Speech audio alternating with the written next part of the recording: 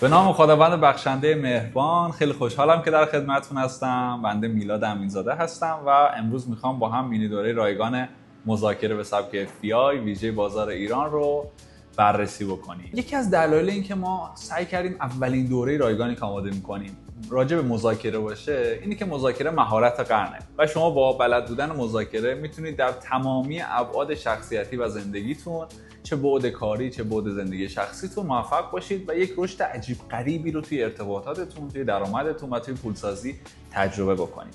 خب اگر موافق باشید با اسلاید اول شروع بکنیم. این که اصلا مذاکره چیه و کجا به دردم میخوره. ببینید، ما تا زمانی که اسم مذاکره میاد همه فکر میکنن حتما باید یه گروه 5+1 باشه، مذاکرات هسته‌ای باشه، یا اینکه حتما باید یه معامله خیلی سنگین و چند میلیاردی باشه. شما صبح که میرین نون میگیرین یه مذاکره است، از فروشنده که میخوان برای خریدتون تخفیف بگیرید مذاکره است، حتی اینکه با همسرتون، پدرتون، مادرتون، دوستاتون معاشرت میکنید و سعی میکنید یه سری امتیازات خاص بگیرید، اینا هم همه جزء مذاکره حساب میشه. به خاطر همین ما اومدیم تخصصی روی مذاکره وقت گذاشتیم، بررسی کردیم و 10 تا تکنیک ویژه براتون آماده کردیم که شما با دونستن این تکنیک ها و تمرین و استفاده روزمره میتونم بهتون قول بدم تا 80% بهبود در روابطتون، در فضای کاریتون، در پولسازیتون داشته باشید. مثال کوچیک براتون بزنم. فکر کنید من کارمند مجموعه‌ام و میخوام از مدیرم مرخصی بگیرم یا اینکه افزایش حقوق خودم رو درخواست بکنم.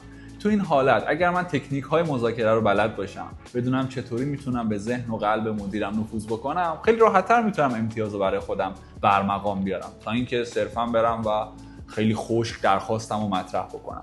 ما توی اولین تکنیک که واقعا یک جادوی به نام آینه سازی میخوام راجع به یکی از بهترین و جذابترین تکنیک‌ها صحبت کنم. فقط قبلش میخوام بهتون بگم که این تکنیک ها از کجا آمده. آقای کریس واس، نویسنده کتاب هرگز سازش نکنید، ارشدترین مأمور مذاکره FBI بود که زمانهایی که گروگانگیری‌های خیلی سخت پیش میومد در سراسر دنیا و هیچ کسی از پسشون بر نمیومد، میرفتن سراغ آقای کریس واس. آقای کریس واس چندین سال تجربهشو توی این کتاب آورده و در قالب حدود 10 تا تکنیکه. ما این تکنیک ها رو دونه دونه بررسی کردیم، با بازار ایران مقایسه کردیم و سعی کردیم ایرانیزش بکنیم تا کاملا به دردتون بخوره و بتونید توی شرایط فعلیتون ازش استفاده بکنید. خب بریم سراغ تکنیک اول، آینه سازی. ببینید، آینه سازی در واقع اسمش روشه.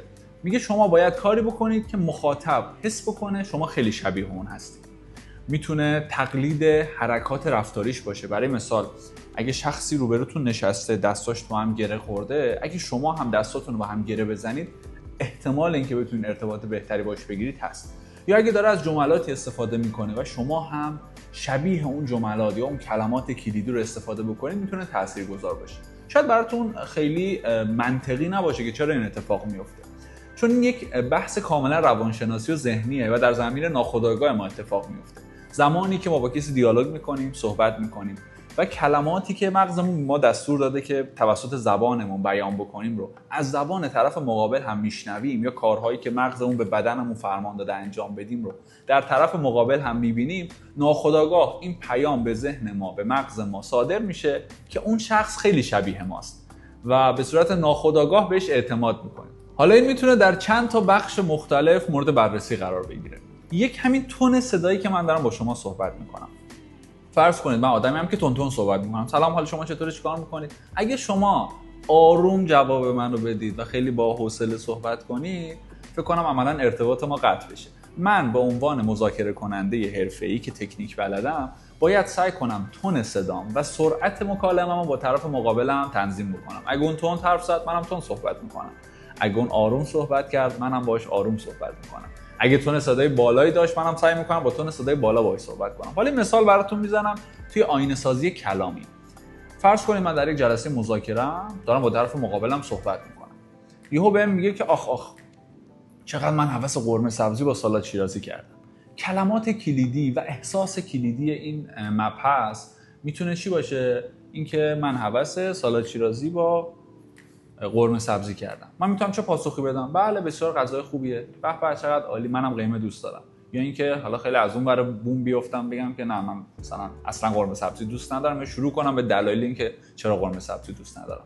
ولی یک مذاکره کننده حرفه‌ای توی این مواقع سعی میکنه کلمات کلیدی رو سریعا جدا کنه و در قالب یک جمله جدید بهش برگردونیم. برای مثال آخ راست میگی، الان هوا هم خوبه، یه سفره بندازیم، قرمه سبزی جا افتاده، یه سالاد شیرازی چقدر بچسبه.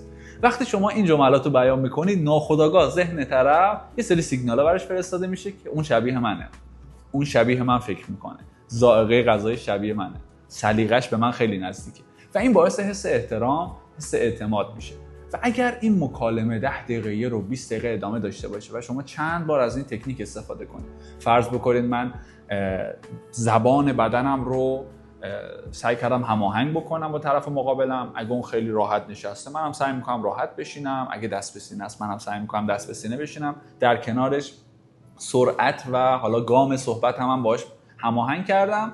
دارم توی بحث کلامی هم از کلماتی انتخاب میکنم برای استفاده که اون بهشون علاقه نشون داده یا صحبت کرده. یه مثال دیگه براتون میزنم.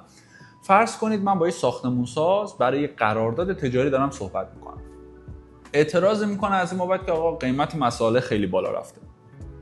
من سریعا میام پاسخ میدم که واقعا قیمت مساله بالا رفته. قیمت مساله اون کلمه مشترکی بین ما بود. قیمت مساله بالا رفته یعنی سیمان هم همینطور یا مثلا آجر هم همینطور گرون شده. وقتی شما از کلماتی استفاده میکنی، از فضای صحبتی استفاده میکنی که مورد علاقهش بوده که بیان کرده، حتی اینکه دغدغه است حالا گرون شدن مساله، شما وقتی به این دغدغه توجه نشون میدین، در واقع اون متوجه میشه که شما به صحبتاش علاقه‌مندین و آدم‌ها وقتی بفهمن که شما به کلامشون علاقه‌مند شدید، حتما با شما ارتباط بهتری برقرار میکنن. توی جلسه بعدی براتون یه سورپرایز ویژه دارم. میخوام راجع به لیبلینگ صحبت کنیم یا برچسب زدن که یه تکنیک خیلی جذابه، خودم خیلی ازش استفاده میکنم، مطمئنا خوشتون میاد.